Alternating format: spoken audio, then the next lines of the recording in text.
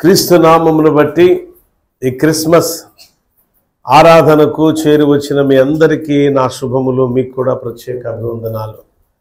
బిడ్డలారా, అసలు యేసుక్రీస్తుని మనం ఎందుకు ఆరాధించాలి? క్రీస్తు ప్రభువుని మనం ఎందుకు స్తుతించాలి?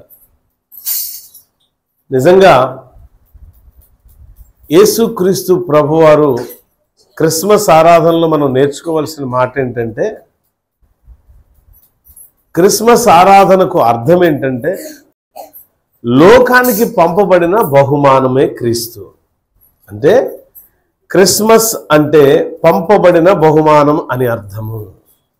చెప్పండి ఒకసారి. పంపబడిన బహుమానం అని అర్థము. అంటే లోకానికి పంపబడిన ఈ బహుమానాన్ని బట్టి దేవుణ్ణి ఆరాధించేవారు ఆత్మతో సత్యముతో ఆరాధించాలి. ఎలా ఆరాధించాలి దేవుణ్ణి? ఆత్మతో సత్యముతో ఆరాధించాలి. ఏక మనసుతో, ఏక ఆత్మతో, ఏక స్వరముతో దేవుణ్ణి స్తుతించాలి. ఆయన నామాన్ని ఘనపరచాలి. ప్రియులారా, ఎందుకు అంతగా గొప్పగా ప్రభువులో ఉన్న ప్రత్యేకత ఏంటి? ఆ గొప్ప ప్రత్యేకత నిజంగా మన జ్ఞానులు జ్ఞానులు జ్ఞానులు అని చెప్పుకుంటున్నామే. 4 జ్ఞానులు 3 జ్ఞానులు బైబిల్ గ్రంథంలో రాయబడిన ఒక జ్ఞాని ఉన్నాడు. ఆ జ్ఞాని గురించి కూడా నేను ఈ పూట చెప్తానని మీతో అన్నాను. కనిపించని ఒక జ్ఞాని, ఆయన చరిత్ర కూడా చెప్తా. ద మిస్సింగ్ వైజ్ మ్యాన్ అనే పుస్తకంలో రాయబడిన ప్రకారం ఒక భక్తుడు హెన్రీ అనే అతను ఆయన చరిత్ర ఆధారాలతో కూడుకున్న సత్యాలను రాశాడు. ఈ యొక్క 4 జ్ఞానులు ఎక్కడి నుంచి బయలుదేరారు, ఎక్కడెక్కడ ఏ ప్రాంతాల్లో వారు, అసలు వీళ్ళు ఏంటి, ఏం చేస్తారు, ఏమైనా వ్యాపారస్తులా, ఉద్యోగస్తులా, వ్యవసాయం చేస్తారా, లేకపోతే చేతి వృత్తి పనులు చేసే వల్ల, లేకపోతే ఇంకా రాజులా అనేది మనం పరిశీలన చేస్తే, ఒక ఆయన పర్షియా దేశానికి రాజుగా ఉన్నాడు, ఒక ఆయన ఇండియా దేశానికి రాజుగా ఉన్నాడు. మీకు తెలుసో లేదో జాగ్రత్తగా వినండి వాక్యం.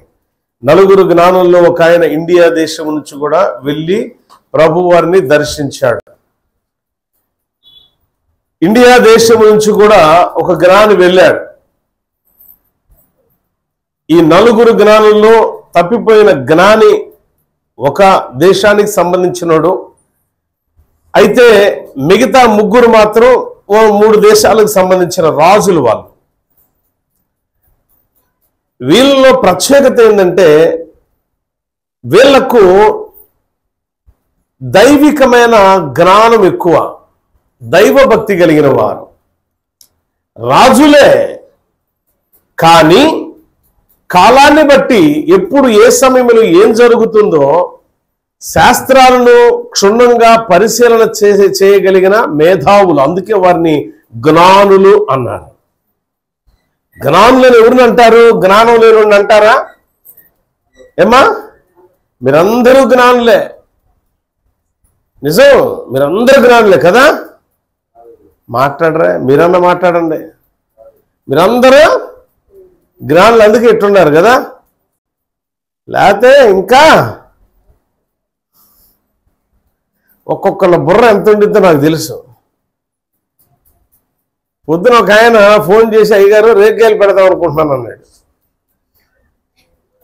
ఎందుకు మీరు నవ్వారు? బహుశా తలో 2 కాయలు పంచవచ్చు, తలో గుప్పిడి కాయలు. సో అందరూ కూడా ఎవరి పరిధికి మించి వారు జ్ఞానవంతులే, అజ్ఞానులు కాదు. అసలు ఇక్కడ జ్ఞానవంతులు అనబడిన వారు, జ్ఞానులు అనబడిన వారు ఏం చేస్తారంటే, ప్రతిదాన్ని క్షుణ్ణంగా పరిశీలన చేసి, ఇది వాస్తవమా అవాస్తవమా, ఇది ఉపయోగపడేదా కాదా, ప్రతి దాని మీద ఒక పరిశీలన ఉంటుంది జ్ఞానికి. అజ్ఞాని ఏం చేస్తాడంటే, తన మనసులో తన మెదడులో ఏదైతే స్టోర్ అయి ఉండిద్దో అది మాత్రమే మహాజ్ఞానం అనుకొని ముందుకెళ్తాడు. బెల్ల బీటుకు పడిన తర్వాత అబ్బా పొరపాటు జరిగిందే అంటారు. కానీ వీళ్ళు అలాంటి వాళ్ళు కాదు. బైబిల్లో చెప్పబడుతున్న ఈ జ్ఞానులు మహామేధావులు. ఎంత జ్ఞానులు అయితే రాజ్యాలను నిలుబడి చేసే రాజులయ్యారు. 72వ కీర్తన భాగములో ఒక అద్భుతమైన మాట 11 నుంచి 13 వరకు రాయబడి ఉంది, చూసారా? కీర్తనల గ్రంథం 72వ అధ్యాయం 11వ వచనంలో ఒక మాట రాయబడి ఉంది. రాజులందరూ ఏమండి ఏం చేస్తారట? ఇప్పుడు తూర్పు దేశపు జ్ఞానులందరూ కూడా బంగారం తెచ్చాడు ఒక ఆయన, బోలం తెచ్చాడు ఒక ఆయన, సాంబ్రాణి తెచ్చాడు కదా. బంగారం, బోలము, సాంబ్రాణి తెచ్చిన ఈ రాజులు ఎవరికి సాగిలపడ్డారు చెప్పండి? రాజులకే. మనం పాడతాం, రాజులకే రాజువు. మన సంఘంలో మంచి ప్లేయర్ ఉన్నాడు, స్పర్శ పళ్ళ పక్కనోడు గిలితే తప్ప లేచి కూర్చోడు, అంత జ్ఞాని వాడు. పాట ఎత్తామో లేదో టక్ మీద వచ్చి కూర్చొని కొట్టారా? కొట్టరు, ఇంకోటి చెప్పాలా. అంటే ఎంత జ్ఞానులు జ్ఞానాన్ని ఎంతగా డెవలప్ చేసుకుంటున్నారో ఆలోచించాలా. ఎంత పొడిసినా ఏనుగుకి ఏం చేస్తారు? ఆ ఏనుగుని నడిపించే అతన్ని ఏమంటారు? కాబట్టి వారు ఏదైనా సంథింగ్ అంటారు. ఆయన ఏం చేస్తాడంటే పొడుతూ ఉంటాడు, పొడుతుంటే చక్కగా కదిలిద్ది అది. అంటే ఎంత మందం ఏనుగుతోను. మనం కూడా అంత మందమస్తులై ఉన్నాం, అందుకే జ్ఞానం లేదు, పోయింది. కానీ ఈ జ్ఞానులు ఇట్లా లేరు.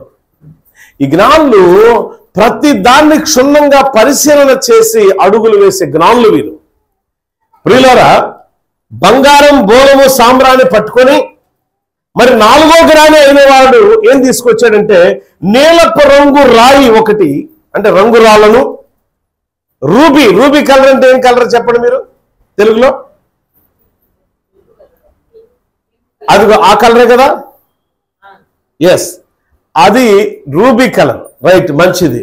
ఇక నా దగ్గర ఏం కట్టలేదులే, కొంచెం కాస్త కూర్చో, దీని మీద ఇంకొంచెం ఎక్కువ ఉండేది. కట్టరు నా దగ్గర, చూపించడానికి కూడా మంచిది.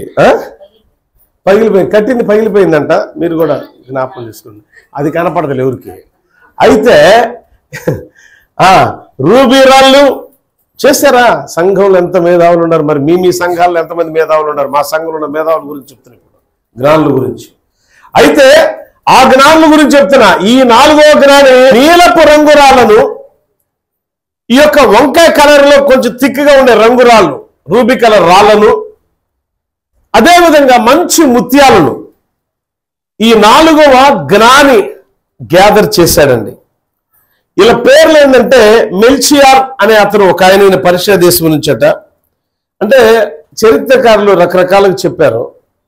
గాస్పర్ అనే ఒక అతను ఉన్నాడు, ఆయన ఇండియా దేశం నుంచి వచ్చాడు జ్ఞాని. గాస్పర్ అనే వ్యక్తి ఇండియా దేశం నుంచి వచ్చాడు. బల్తాజర్ అనే వ్యక్తి అరేబియా దేశం నుంచి, లేక కొన్ని పర్యాయాల్లో దాన్ని ఇథియోపియా రాజుగా కూడా అభివర్ణించారు చరిత్రకారులు.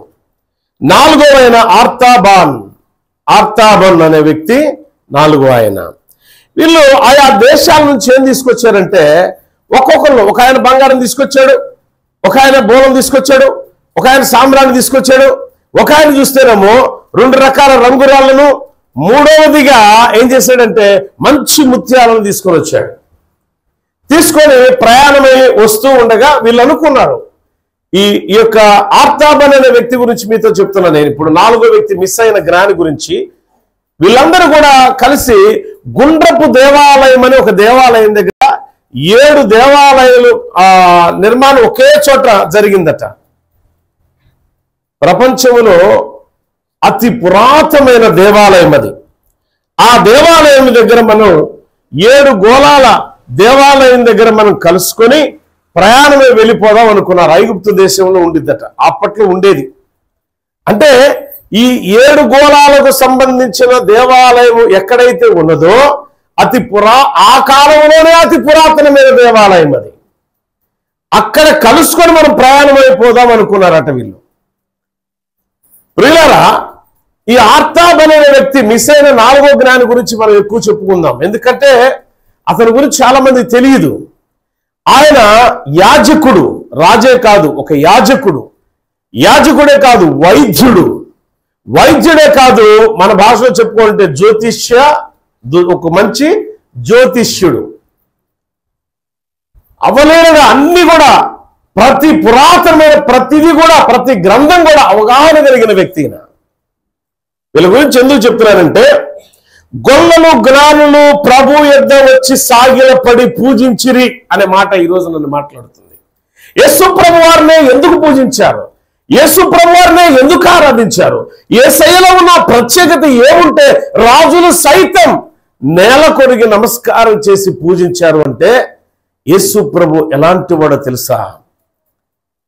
అప్పటి కాలం వరకు కూడా జరుగుతున్న పరిస్థితులు, పాప పరిహారార్థ బలి ఎలా ఉండేది అని అంటే, ఒక కొయ్యనో ఒక మేకనో ఒక దూడనో తీసుకొచ్చి వధించి అతి పరిశుద్ధమైన స్థలంలో యాజకుడు చల్లితే పాప పరిహారార్థం ఆ రోజుకి, ఏ రోజుకట చల్లబడిన రోజుకి పోతుంది, పాపం అయిపోయింది. మళ్ళా పాపం చేసినప్పుడు మళ్ళా ఇంకొక కోడనో ఇంకొక దూడనో ఇంకొకటి తీసుకొచ్చి వధించాలి. అసలు ఒక పర్మనెంట్ సొల్యూషన్ ఇవ్వాలని దేవాది దేవుడైన తండ్రి అయిన దేవుడు ఏం చేశాడంటే, దేవదూతల్లో ఎవరున్నారని పరిశీలన చేశాడు. ఆకాశమందు భూమి యందు కూడా మేకల్లో కానీ దూడల్లో కానీ కొయ్యల్లో కానీ ఎక్కడ చూసిన మనుషుల్లో కానీ ఏ పరిశుద్ధత కనిపించకపోయేసరికి ఒకే ఒక్క వ్యక్తి కనపడ్డాడు. ఏంటంటే తానే ఆత్మరూపము దాల్చి ఆత్మలో ద్వారా కన్య గర్భమందు అబ్రహాం సంతాన స్వభావం ధరించుకున్న మనుష్య కుమారుడు వలె ఉద్భవించాడు, జన్మించాడు కన్య మరియ గర్భమున. ఆమె గర్భము పరిశుద్ధమైనది. ఆమె ఏ పురుషుని ఎరుగని స్త్రీ. అంటే యేసు ప్రభు పుట్టుక పురాతన కాలం నుంచి రాయబడిన గ్రంథాల్లో ఉన్నది. మనం చూస్తే సంఖ్యాకాండంలో 24వ అధ్యాయం 17వ వచనంలో రాయబడింది, యాకోబులో నక్షత్రము ఉదయించును. ఈ ఉదయించిన నక్షత్రం ఎలా ఏర్పాటు చేస్తుందో కూడా చెప్పాడు యెషయా ప్రవక్త ద్వారా. నక్షత్రం యాకోబులో ఉదయించిన తర్వాత రాజదండము ఇశ్రాయేలులో నుండి లేచును. దేవుని స్తోత్రం, హల్లెలూయా. యెషయా ప్రవక్త ద్వారా మాట్లాడిన మాటలు, ఇర్మియా ప్రవక్త ద్వారా మాట్లాడిన మాటలు, మీకా ప్రవక్త ద్వారా ప్రవక్తల ప్రవచనాల నెరవేర్పు ఎక్కడ ఉన్నదో పరిశీలన చేసిన ఆత్తాబాన్ అనే వ్యక్తి, ఆ రాజుగారు ఏం చేశారు తెలుసా? జ్ఞాని అయిన ఆ వ్యక్తి ప్రతిదీ పరిశీలన చేసి మిగతా 3 రాజులకు కూడా వర్తమానం పంపించాడు. స్నేహితులారా, 7 గోళాల దేవాలయం ఉన్నది కదా, ఆ దేవాలయం దగ్గర నుంచి మనం కలిసిపోదాం అనుకున్నారు. అనుకున్న తర్వాత మిగతా 3 రాజులు అనుకూల సమయానికి వచ్చారు, కానీ 4వ రాజు అయినటువంటి ఆర్తబన్ రాలేకపోయాడు. కారణం ఏంటంటే, మనం పరిశుద్ధ గ్రంథంలో మత్తయి సువార్త, లూకా సువార్తలో 2 మాటలు ఉంటాయి. ఒకటి ఏంటంటే మంచి సమరయుని గురించి ఉంటుంది. లూకా సువార్తలో మంచి సమరయుని కథ మనందరికీ దాదాపు తెలుసు. ఏముంటుంది అక్కడ అని మనం పరిశీలన చేస్తే, లూకా సువార్త 10వ అధ్యాయంలో ప్రభువైన యేసుక్రీస్తు నాథుడు చెప్తాడు ఇలా. ఆ యొక్క 30వ వచనం చూడండి ఒకసారి. 30, ఒక మనుష్యుడు యెరూషలేము నుండి యెరికో పట్టణమునకు దిగి వెలుచు దొంగల చేతిలో చిక్కి వారు అతని బట్టలు దోచుకొని అతని కొట్టి కొన ప్రాణముతో విడిచిపెట్టిరి. అప్పుడు ఏం జరిగిందంటే, ఆ దారిన పోతున్న ఒక యాజకుడు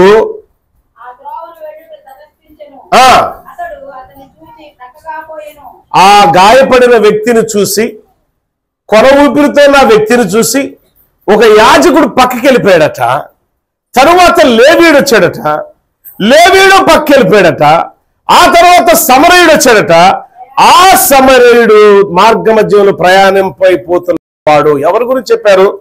యేసు ప్రభువారు. అంటే ఈ 10 దినాలు ఎందుకు ఆలస్యం అయిపోయింది? ఆర్తాబన్ అనే వ్యక్తి మిగతా 3 రాజులను, 3 యొక్క జ్ఞానులను కలవడానికి, ఆ 7 గోళాల దేవాలయం దగ్గర కలుసుకోవడానికి ఎందుకు ఈ 10 దినాలు ఆలస్యమైంది అని అంటే, బిడలారా, ఈయన మార్గ మధ్యంలో పోతూ ఉండగా ఒక దొంగల చేతిలో కొట్టబడి ఒక వ్యక్తి, ఒక ప్రయాణికుడు బట్టలు లేకుండా గాయాల పాలై కనీసం తాగటానికి కూడా నీళ్లు లేని పరిస్థితుల్లో ప్రాణపాయ స్థితిలో కొన ఊపిరితో కొట్టుమిట్టాడుతూ ఉన్నాడు ఒక వ్యక్తి. ఆ వ్యక్తిని చూశాడు. ఇక్కడ నేను దాహం కొని ఉన్నాను, మీరు నాకు నీళ్ళు ఇచ్చారు. యేసుప్రభువు అంటారు, ఆకలి కొని ఉన్నప్పుడు నాకు శిష్యులతో అంటాడు ఆహారము పెట్టారు, వస్త్రహీనుడై ఉన్నప్పుడు వస్త్రం. పేతురు అంటాడు, దుడుకు పేతురు, ప్రభా నువ్వు ఎప్పుడు ఆకలిగా ఉన్నావు, నువ్వు ఎప్పుడు దాహంగా ఉన్నావు, నువ్వు ఎప్పుడు వస్త్రహీనుడు ఉన్నావు అంటే ఇవి లోకములో ఎవరికైతే మీరు ఎవరి పట్ల చేస్తారో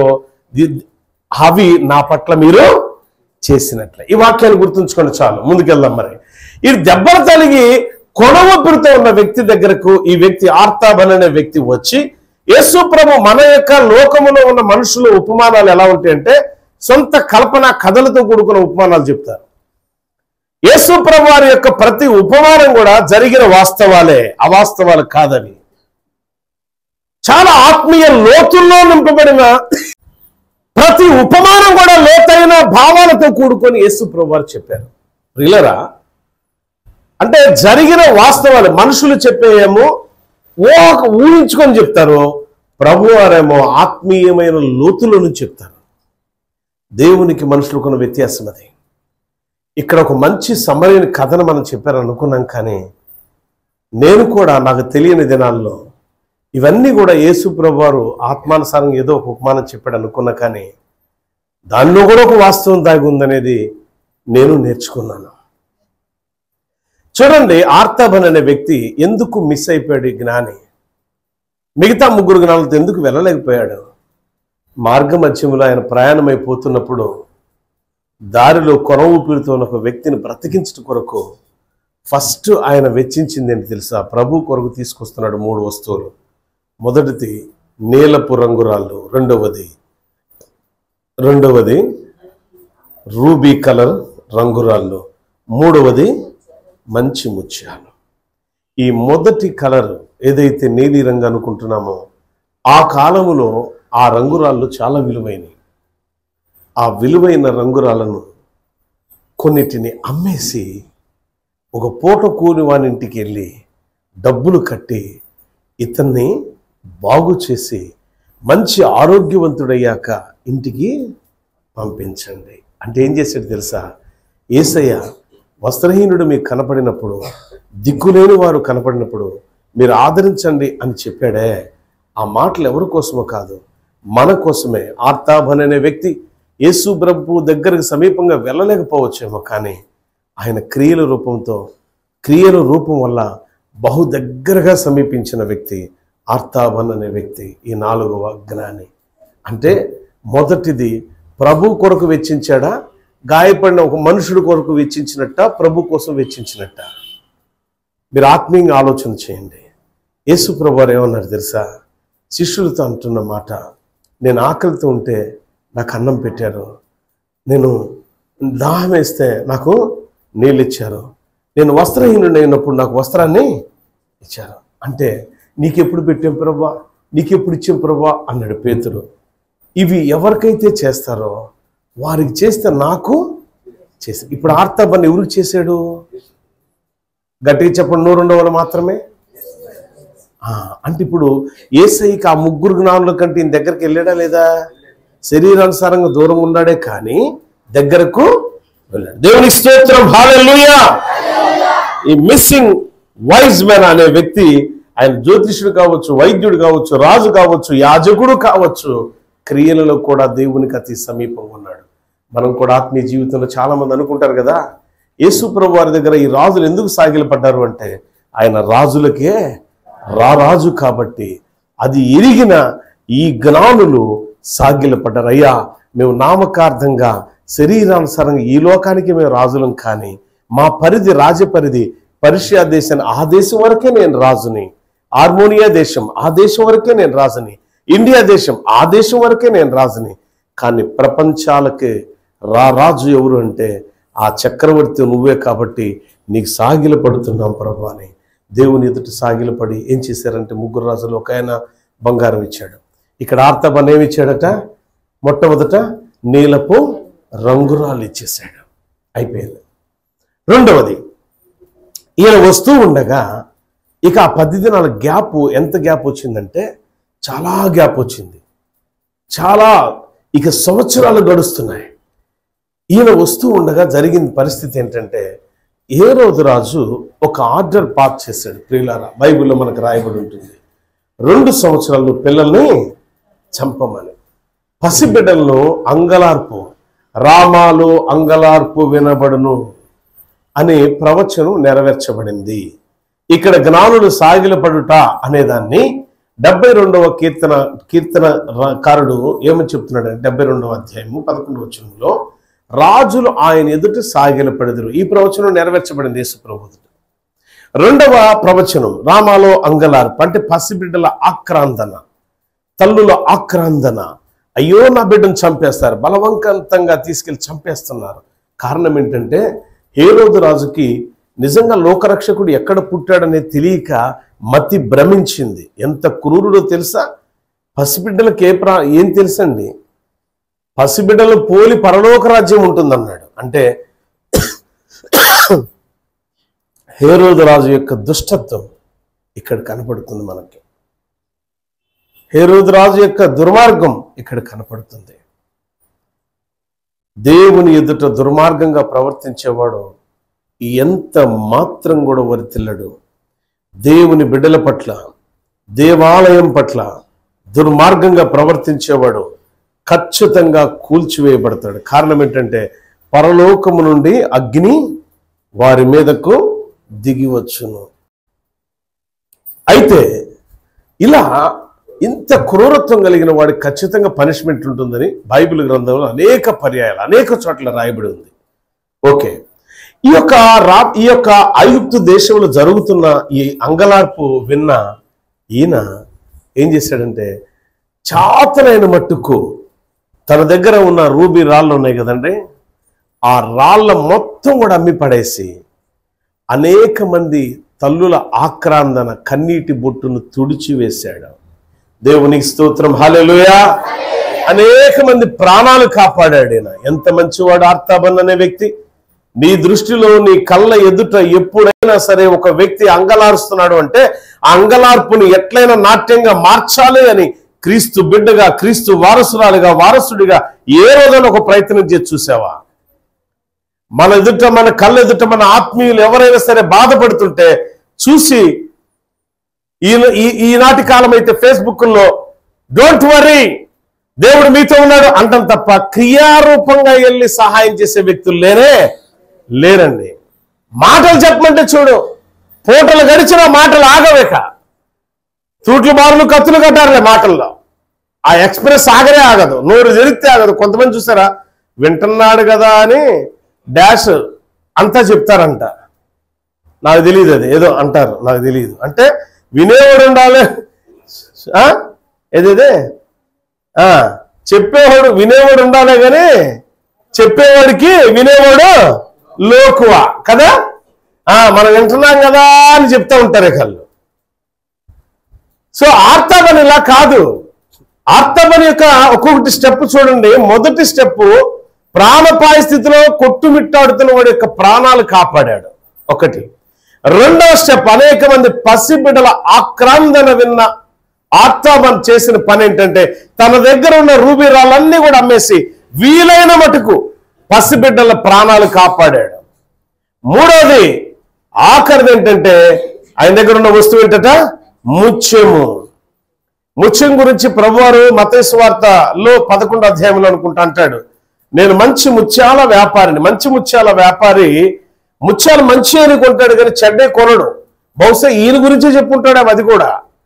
అందుకే నేనేమంటానంటే ఆఖరి ముత్యాలట తను తినకో దాచుకొని 33 సంవత్సరాలు దాచాడంట వాటిని. ఏం దాచాడు? 33 సంవత్సరాలు దాచాడు. ఇక ఇవన్నా నా ప్రభువుకి సమర్పించాలి అని. అప్పటికే ఈయన ఎట్టెళ్ళినా సరే గందరగోళం అయిపోతుంది. అయ్యా గలలే వాడు అనుకున్నారు, మళ్ళా నజరేతు వాడు అనుకున్నారు, మళ్ళా గలలే, అక్కడి నుంచి అటు ఇటు అని. అంటే ఈయన వెతుకుతూనే ఉన్నాడు.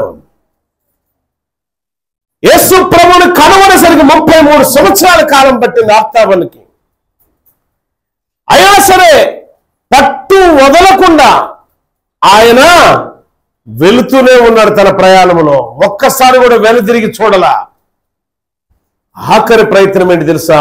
యేసు ప్రభు వారు సిలువ మోస్తూ కల్వరి కొండకు వెళ్ళాడని తెలిసింది. ఈ సమయంలోనైనా సరే ప్రభు నేను దర్శించాలని వెళ్ళాడు.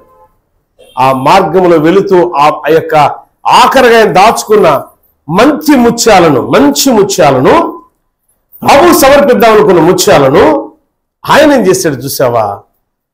ఒక బానిస కట్ల చేత బంధించబడిన ఒక యవ్వన స్త్రీ ఆక్రాందన విని ఆ కట్లు విప్పాడు. యేసు ప్రభు వారు కూడా లాస్ట్ లో ఏం చేశాడు తెలుసా? కట్టబడిన గాడిద పిల్లను విప్పాడు. దేవునికి స్తోత్రం, హల్లెలూయా. అంటే ఈయన యొక్క క్రియలన్నీ కూడా మనం చూస్తుంటే ప్రభువుని పోలి ఉన్నాయి. పౌలు అంటాడు, నేను క్రీస్తుని పోలి నడిచాను, మీరు నన్ను పోలి నడవండి. ఈ మాట నేను కానీ చెప్పాను అనుకో, నా వెనకాల వచ్చి నేనేం చేస్తా చేయండి అంటే, అయ్యా నీకంటే పని పాటలేదు, మీటింగ్కి వెళ్తావు 2-3 అయిద్ది, వస్తావు ఇంటికి వెళ్ళకపోతే మా ఎక్కడికి వచ్చి పడుకుంటావు, నీకేం హాయిగా ఉంటుంది అనుకుంటారు. మీకు తెలియనివి ఏంటంటే, నా ఆత్మీయ యాత్రలో ఎక్కడ కూడా ఒక్క రూపాయి ఏ రోజు కూడా ఆశించి సువార్త చెప్పడానికి ఎక్కడికి నేను వెళ్ళలేదు. కొన్ని సందర్భాల్లో కారులో పెట్రోల్ అయిపోతుంది, బైక్ వాడే రోజుల్లో అయితే ప్రభువా ఈ బైకులో ఆయిల్ ఎంత నాకు తెలియదు, వాళ్ళు ఇచ్చిన కానుకేందో నాకు తెలుసు, కానీ ఈ పెట్రోల్ ఎంతవరకు వచ్చిందో నాకు తెలియదు. కానీ ట్యాంక్ మీద పెట్రోల్ కొడిచిన తర్వాత చెయ్యేసి ప్రార్థన చేసుకునేవాడిని. ఎక్కడ అడగకూడదు నేనని. ఎవరిని అడుగుతాం? ఏదో ప్రాంతం, దూర ప్రాంతం వెళ్తాం. తర్వాత పాటల పుస్తకాలు ఉండేవి, ఎక్కడికైనా మీటింగ్ వెళ్తే ఆ పాటల పుస్తకాలు అమ్మిన తర్వాత వచ్చే సొమ్ముతో పెట్రోల్ గుడుచుకుని వచ్చేవాడిని. క్యాసెట్లు ఉండేవి, క్యాసెట్లు అమ్మి ఆ డబ్బులు నేను వాడుకునేవాడిని. ఎక్కడ కూడా సువార్తని ఏ రోజు నేను నమ్ముకొనే బ్రతికే ఈ రోజు వరకు బ్రతుకుతా కూడా. అంటే ఏంటంటే ప్రభు చెప్పిన మాటను బట్టి బ్రతికేవాడు యుగాలు బ్రతుకుతాడు ప్రభువులో. కానీ దేవుని యొక్క వాక్యాన్ని అమ్ముకునేవాడు దరిద్రుడే నా దృష్టిలో. వాడు నిజంగా సేవకుడే కాదు, విశ్వాసైనా అంతే. వాక్యం ఈ చెవితో విని ఈ చెవితో వదిలేసేవాళ్ళు విశ్వాసులు కాదు. దాన్ని ఆచరించి అనుసరించేవాళ్ళు నిజమైన విశ్వాసులు. ఆచరించకపోతే నీ విశ్వాసము అంధకారమే. ఈయన ఆచరిస్తున్నాడా లేదా? ఆర్తాబన్ అనే వ్యక్తి ఆచరించాడా లేదా? ఎస్. ఆ యవ్వనస్తురాలు యొక్క బంధకాలు తెంచటానికి వద్దు అనుకుంటానే ఆఖరి ఏదైనా సరే నా ప్రభుకు అవసరమైతే నా ప్రాణమైనా ఇస్తాను అనుకోని ఎక్కడికి వచ్చిందట? అవసరమైతే ప్రాణమైనా బహుమతిగా ఇస్తాననుకోని ఆ ముత్యాలు అమ్మేసాడట ఆయన. అమ్మి ఆ యవ్వనస్త్రాల యొక్క చెరకట్ల నుండి ఆమెకు విడుదల ఇచ్చే. ఏమి వెనకాల వాలిపోతే ఇలా పగిలిపోయిన ఒక గోడ ఉందట, పురాతనమైన గోడ. ఏం గోడ అది? పురాతనమైన గోడ. పగిలిపోవడం అనేది మర్చిపోవద్దు మీరు. పగిలిపోయిన గోడ. తన హృదయం పగిలిపోయింది, ఏమి ఇవ్వడానికి లేదని.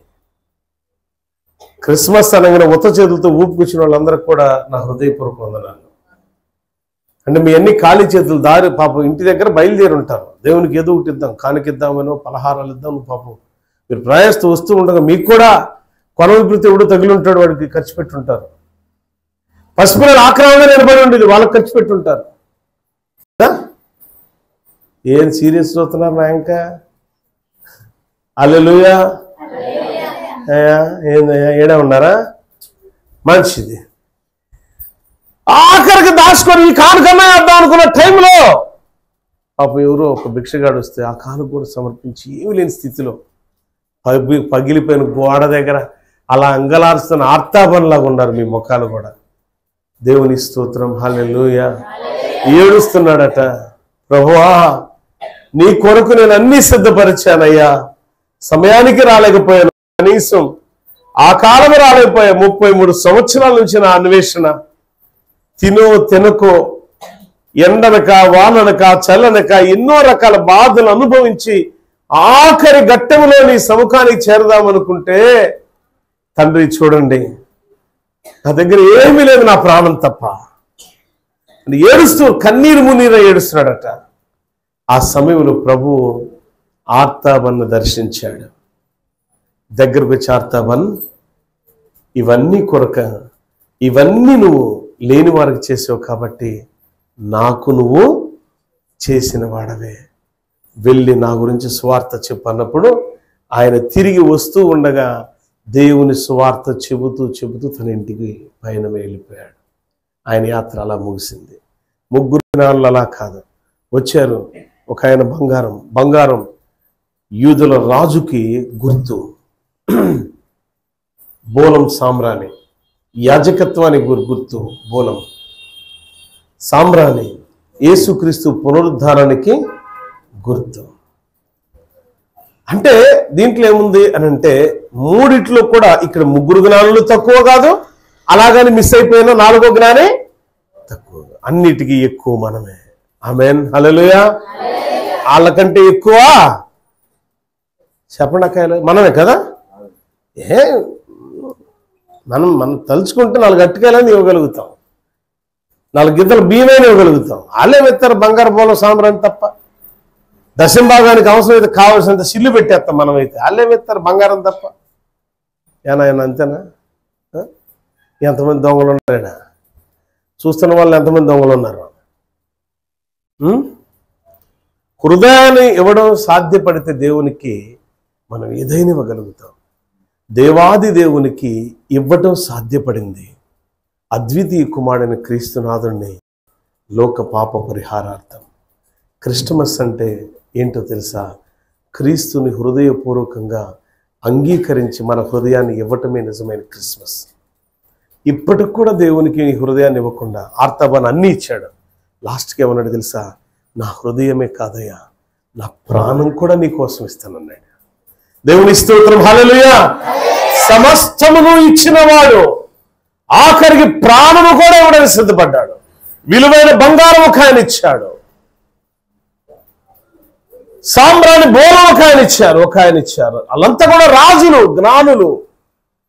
మనం వారికంటే మేధావులు. వారి జ్ఞానులు అయితే మనం మేధావులు. 2 ఒకటేనా? వాళ్ళు ఇవ్వగలిగారు, మనం ఏం చేస్తాము? ఇవ్వగలుగుతామా? క్రిస్టమస్ అంటే ఇవ్వటం నేర్చుకోవాలని అర్థం.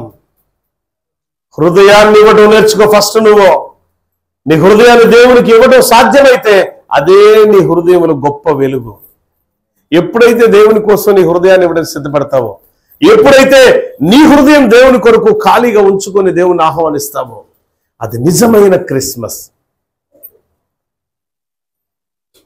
ఆ నిజమైన క్రిస్మస్ నిజంగా నీ ఇంటిలో, నీ కుటుంబంలో, నీలో జరగాలి, నీ యొక్క మందిరములో జరగాలి అంటే మనం ఏమి ఇవ్వాలంటే మొట్టమొదటి దేవునికి హృదయాన్ని ఇవ్వాలి. మరి మన హృదయం దేవుని దగ్గర ఉందా? దెయ్యాల దగ్గర ఉందా? టీవీల దగ్గర ఉందా? సినిమాల దగ్గర ఉందా? ఇప్పుడు ఎలాగానే వండుకున్న వంటల మీద ఉందా? దేని మీద ఉంది? నిజాలు చెప్పండి. దేవుని దగ్గర ఉంటే మాత్రం దేవుడు ఖచ్చితంగా నిన్ను చూస్తాడు. ఆయన కనుదృష్టి నీ మీద ఉంటుంది. నీ మీద దేవుని కనుదృష్టి ఉంటే ఖచ్చితంగా నూతన సంవత్సరం మీ అందరినీ, మీ కుటుంబాలను, మిమ్మల్ని ఆశీర్వదింపజేస్తాడు. దేవుడి మాటలు దీవించు గాక.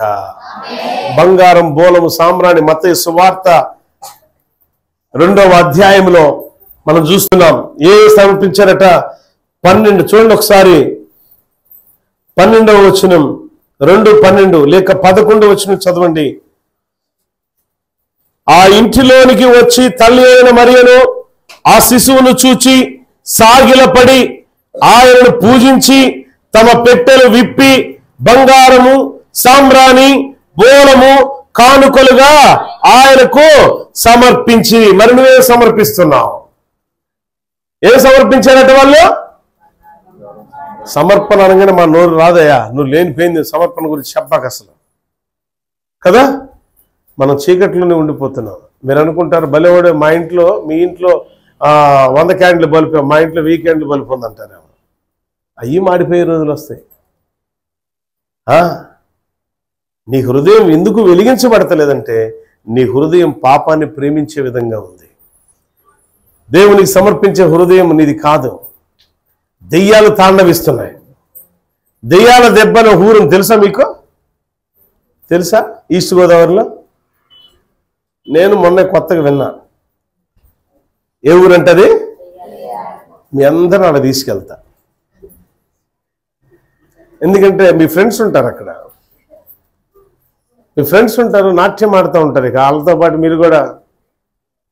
అది మన సంఘంలో ఒక అమ్మాయి అండి, అమ్మ నువ్వు సూపర్ చేస్తావు నాట్యం అంటే చాలు, ఇక ఆపలేం బాబోయ్, ఆపలేం. ఏడుందో మరి ఆ తల్లి. చూసావు, అందరూ తెలిసిపోయింది. రేగ్గాలు ఎవరు కొనుక్కొస్తున్నారంటే తెలిసిపోయింది. డెకరేషన్ వస్తువులు కొనుక్కొచ్చింది ఎవరో తెలిసిపోయింది. నాట్యం ఎవరు ఆడతారో కూడా, హృదయాలు దేవునికి ఎవరు సమర్పించరు కూడా తెలుసు. మీరు ఒప్పుకోకపోయినా మీ హృదయం ఆడందో కూడా దేవుడికి తెలుసు. ఈ క్రిస్మస్ దినం మీ హృదయాన్ని సమర్పించుకోండి, అదే నిజమైన దైవారాధన. దేవుడి మాటలు దీవించుగాక. ఆమేన్. ప్రార్థన చేసుకుందాం. మహాపరిశుద్ధుడా నీకు స్తోత్రాలు. చేరువచ్చిన బిడ్డలందరినీ దీవించండి. రాజులు సాగిలపడ్డారయ్యా, బంగారం బోలము సామ్రాన్ని ఇచ్చారు. ఒక ఆయన అయితే నా ప్రాణమునిస్తానన్నాడు. నిజమే, మా హృదయాన్ని నిజంగా సమర్పించుటయే నిజమైన క్రిస్మస్. ఇటు ఆరాధనలో పాలిభాగస్తులైన ప్రతి బిడ్డను దీవించాలి. ఎందుకు నేను స్తుతించాలి, ఎందుకు నేను ఆరాధించాలి, ఎందుకు నేను కీర్తించాలి? లోకానికి ఒక గొప్ప రక్షణ మాకు ఇచ్చావు. నిరంతరము గొర్రెలతో, మేకలతో, కోడె దూడలతో బలి అర్పణ చేయగలిగిన దినాలు పోగొట్టి పాప క్షమాపణ దినాలు మాకు ఇచ్చి పాప విమోచన దినాలు మాకు అనుగ్రహించినందుకు నేను స్తుతించాలి, ఆరాధించాలి, కీర్తించాలి, గణపరచాలి. ఇటు ధన్యత ఈ క్రిస్మస్ దినం మాకు అనుగ్రహించిన స్తోత్రాలు చెప్తూ ఈ వాక్యాన్ని వీక్షించిన వారిని, నూతనంగా సబ్స్క్రైబ్ చేసిన వారిని, వ్యూవర్స్ని దీవించి ఆశ్రయించి నీ కృపను వర్ధిల్ల చేయమని, ప్రతి ఒక్కరి బలహీనత నుంచి విడుదల దయచేయండి. ఎవరు ఎటువంటి ఆశలు కలిగి ఉన్నారో ఈ యొక్క కార్యక్రమాన్ని వీక్షిస్తున్న వారు ఆశకున్న ప్రాణమును మేలుడితో తృప్తిపరచి నిశ్చయముగా వారి ప్రతి అవసరత, అక్కరత క్రీస్తు నామములో తీర్చబడుగాక. అయా సహాయం అనుగ్రహించమని, ఈ వాక్యాన్ని ఎందరైతే ఫార్వర్డ్ చేస్తున్నారో ఆ బిడ్డలు కూడా దీవించమని, చేరువచ్చిన బిడ్డలందరినీ దీవించమని యేసు నామములో అడుగుచున్నాను తండ్రి. ఆమేన్. అందరికి వందనాలు. God bless you all.